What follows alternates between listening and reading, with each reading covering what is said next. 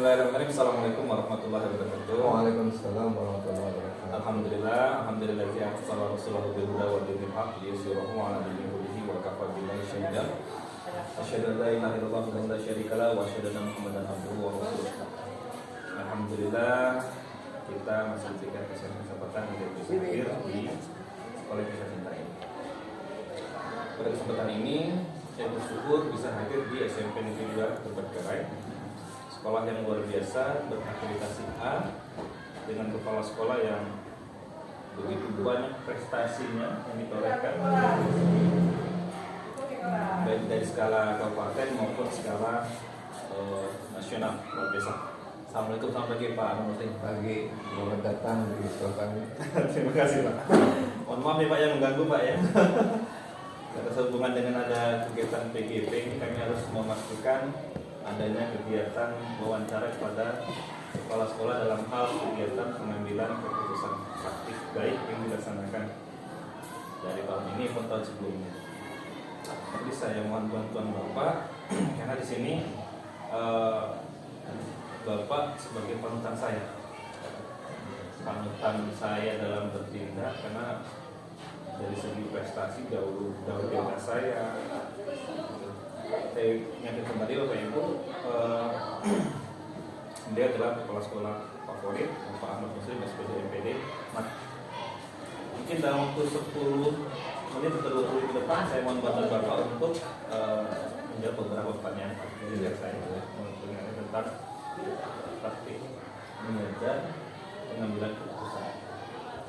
Bisa kita mulai Pak?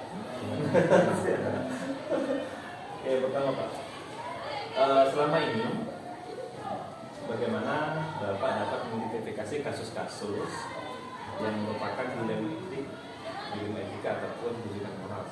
Bagaimana yang kita pahami tidak hanya di sekolah saja, baik pada diri pribadi maupun lingkungan keluarga maupun masyarakat, masalah itu kan muncul. Nah, sekarang kita fokuskan di sekolah. Kira-kira Bapak bagaimana mengidentifikasi masalah itu menjadi dilema etika ataupun bujukan moral?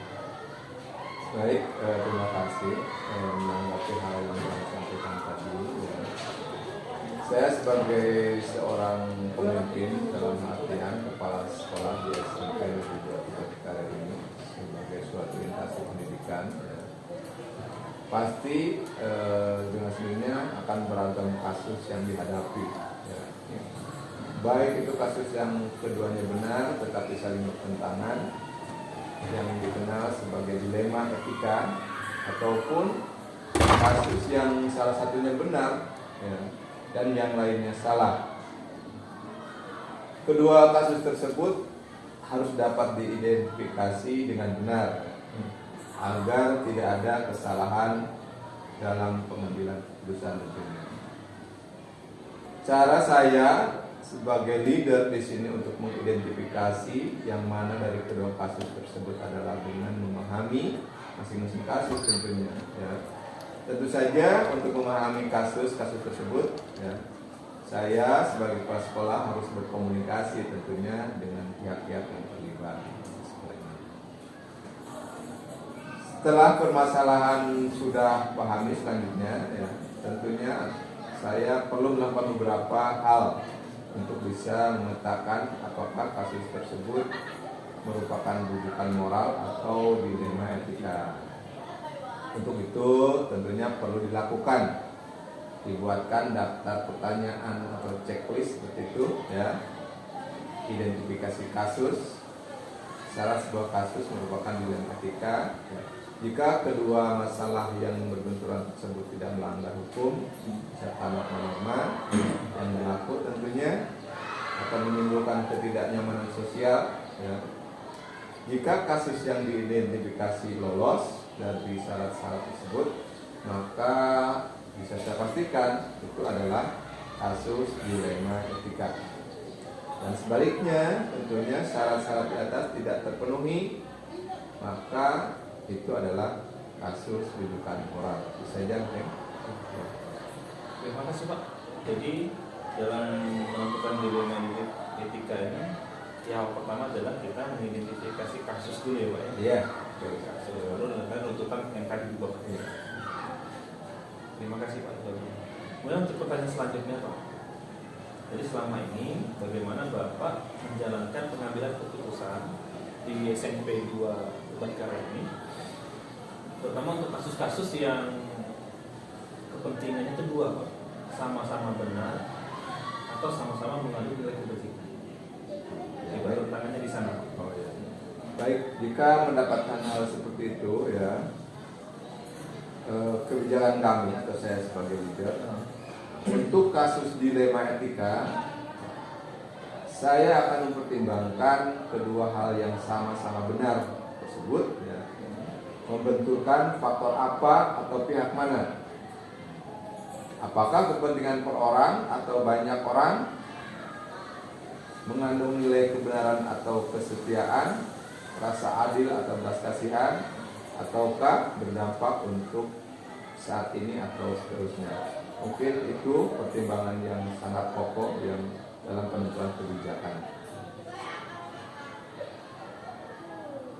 Faktor tadi Pak ya, pertimbangan jangka panjang, Jangka jangka panjangnya, pendek, kepentingan per orang atau individu atau dengan atau kelompok ya. Rasa adilnya juga atau belas kasihan juga kita pertimbangkan. keadilan dan kebenarannya. Jadi di situ banyak pertimbangan ya Pak ya. Ya, termasuk dampaknya. Dampak ya. Dampak Lanjut. saat ini atau seterusnya. Kemudian langkah-langkah yang Bapak lakukan ya, atau prosedur-prosedur apa yang biasa dilakukan selama ini pada saat pengambilan keputusan, pada saat dilema etika ataupun pendidikan moral. Atau kita fokusnya ke dilema etika aja dulu. Apa yang Bapak lakukan pada beberapa tahun ini pada saat Bapak mengambil keputusan di mana terjadi sebuah dilema etika? Langkah-langkahnya bagaimana? Baik, untuk langkah-langkah atau prosedurnya seperti apa yang biasa kami lakukan selama ini di sekolah ya. Kita mengetahui suara hati dan nalar harus sejalan untuk memilih kebenaran yang paling kecil mudaratnya dan besar manfaatnya. Itu pada prinsipnya. Terus dengan mempertimbangkan kepentingan peserta didik jika kasus itu berhubungan dengan peserta didik ya. Berdasarkan pada prinsip berpikir tentunya berbasis hasil akhir. Terus berpikir berbasis peraturan dan berpikir berbasis rasa peduli. Tahap berikutnya, lakukan investigasi dengan memeriksa kembali fakta-fakta dan temukan peluang, lalu buatlah keputusan itu. Selanjutnya keputusan itu ditinjau kembali hingga keyakinan kebenaran itu ada dan isinya, dan insya Allah tentunya dalam bimbingan ilahi keputusan yang kita ambil adalah keputusan yang bertanggung jawab. Seperti itu. Jadi langkah-langkahnya tadi itu berarti yang pertama kita melihat dulu, identifikasi dulu masalahnya, mana yang mudaratnya banyak, dibandingkan manfaatnya banyak dibandingkan mudaratnya. Kemudian apakah keputusan ini berpihak kepada murid? Nah, kemudian selanjutnya bisa berbasis peraturan, berbasis peraturan, peduli, ataupun yang terakhir berbasis hasil akhir. Dan yang terpenting mungkin kita harus menelusuri fakta-fakta yang terjadi gitu ya Pak ya. Kayaknya sampai terakhir tadi setelah dan keputusan ditinjau kembali. Terima kasih untuk jawaban itu. Dan maksudnya yang kelima, hal apa saja, yang keempat, hal apa saja yang selama ini Bapak anggap efektif dalam pengambilan keputusan pada kasus-kasus dilema etika? Apa yang efektif gitu Pak?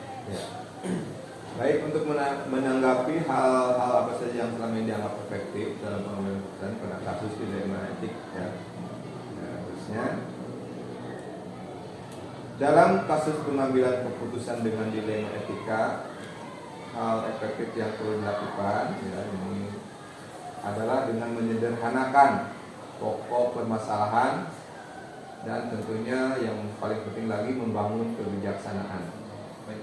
Jadi intinya di sini yang Bapak nggak efektif itu berarti masalah yang ada itu kalau kecil disederhanakan. kalau besar kita kecilkan gitu ya, Iya. prinsipnya Pak ya. Artinya mengkerucutkan masalah ini kepada pokok masalahnya.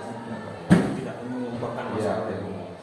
Kemudian dengan kameranya dengan bijaksana. Iya. Mengambil keputusan dengan dibangun dengan kebijaksanaan. Kemudian adakah hal-hal atau tantangan-tantangan yang Bapak rasakan selama ini pada saat pengambilan keputusan Pak?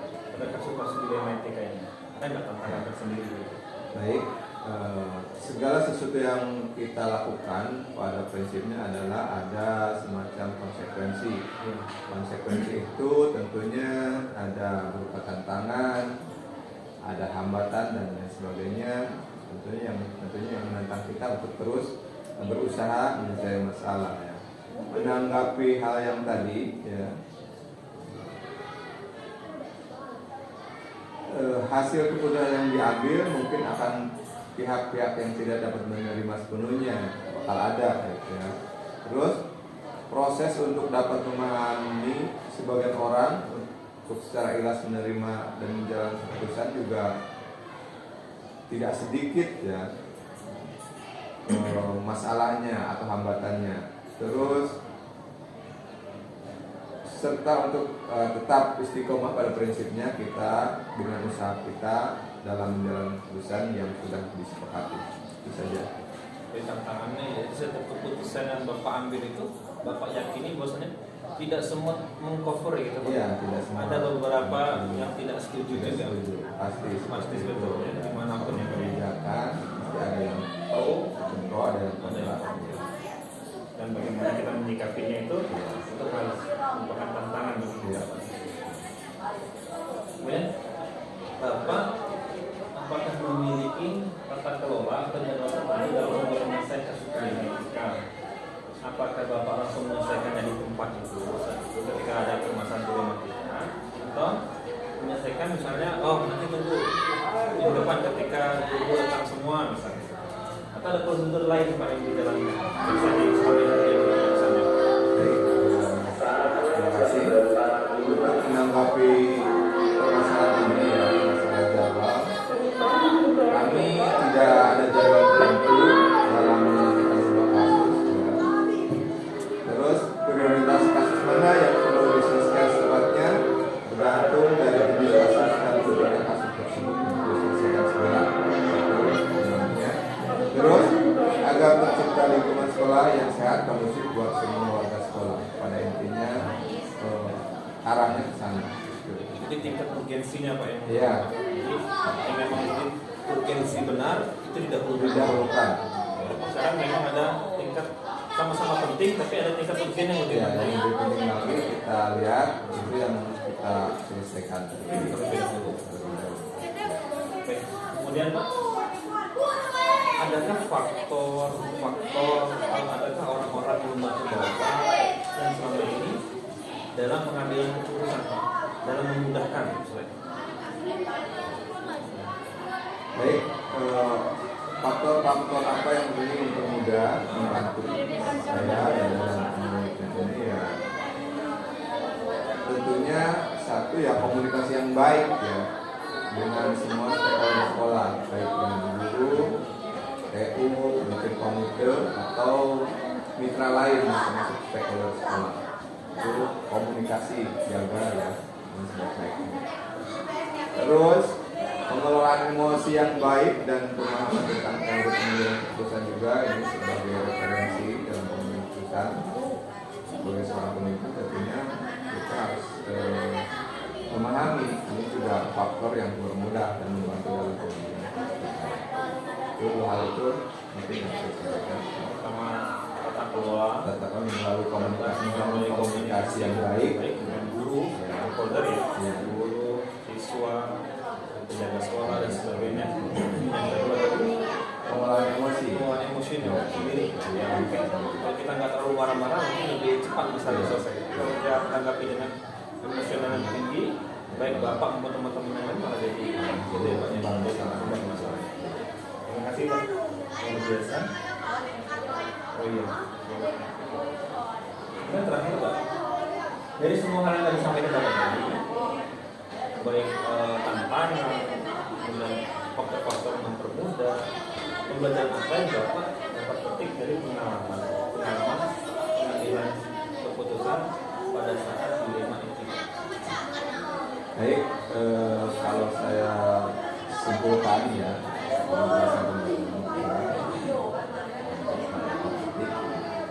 jadi dalam mengambil sebuah keputusan, maka mengidentifikasi jenis kasus harus bisa dilakukan lebih awal.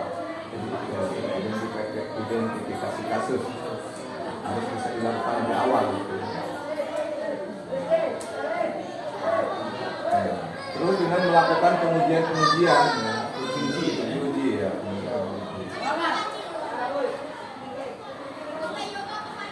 Terus lakukan pengujian benar lawan benar atau dapat menentukan paradigma apa yang akan kita pilih sehingga keputusan bisa diambil sesuai dengan prinsip-prinsip yang tidak merugikan siswa. Itu mungkin yang saya sampaikan mengenai pembelajaran Sebagai pengajaran Bapak berarti menyelesaikan sebuah kasus dilema etika khususnya, itu hal pertama yang kita lakukan itu identifikasi kasus itu yang pertama. Jadi kita membahasnya fokus itu maksudnya Pak. Tidak ada masalah. Ketika saya ketemu masalah dilema etika, saya harus identifikasi dulu masalah. Supaya jelas apa poin-poin apa saja sebenarnya yang memang yang mempengaruhi terjadi masalah sehingga penyelesaian masalah menjadi terfokus dan terarah. Kemudian bakal uji Pak Ya, uji kebenaran, uji kode etik, dan apa namanya pengaruh dengan peraturan itu juga uji peraturan. Satunya itu berseberangan dengan peraturan yang ada. Kemudian ada paradigma tertentu ya Pak. Itu sebagai landasan teori kita menggunakan itu. Luar biasa. Terima kasih sekali Pak atas waktunya. Dari ini semua akhirnya saya terbuka dalam terbuka pemikiran saya ketika saya nanti dihadapkan sebuah kasus atau dilema etika. Bagaimana saya harus mengambil keputusan. Mungkin dari opsi wawancara ini saya coba pelajari lagi bagaimana cara Bapak mengambil keputusan saat itu. Mungkin juga nanti akan bisa berlaku ketika saya ketemu masalah hal yang sama dan mungkin pemecahan masalah juga dengan cara Bapak mungkin bisa berhasil juga diterapkan Bapak. Ya, mudah-mudahan. Itu saja Pak ya. Terima kasih banyak ya Pak. Waktunya. Terima kasih Pak ya. Assalamualaikum warahmatullahi wabarakatuh.